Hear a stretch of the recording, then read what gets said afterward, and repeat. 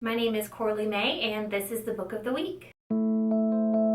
This week's book is The Nest by Kenneth Oppel. The Nest was a really interesting read.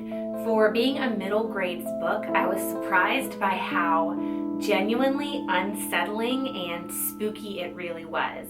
The story centers around our main character, Steve, who is the oldest brother in a family of 3 children, and they have a new baby at home named Theo, who is sick. We never find out exactly what's wrong with Theo, but we know it's bad. We know he was born with it.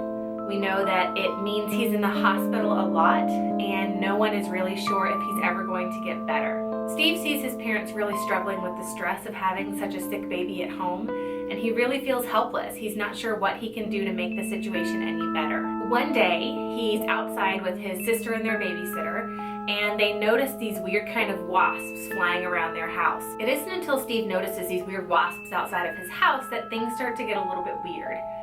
After one of the wasps stings him one day, they start to visit him in his dreams. Or he starts to visit them, depending on how you think it works. But either way, he starts communicating with these wasps. And their queen tells Steve that she has a solution for him. She explains that she can make his brother 100% better, like no disease ever existed, and all Steve has to do is say yes.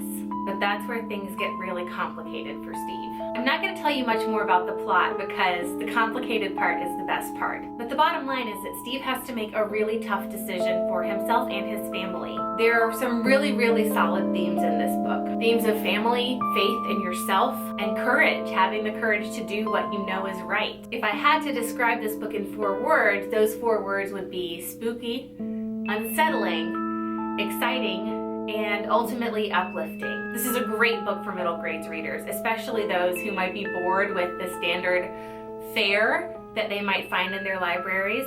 This is absolutely a different kind of book to read. It's one that I thoroughly enjoyed and would recommend to anyone, any kind of reader. And I hope you're able to pick it up soon and give it a read. All right, that's all for this week.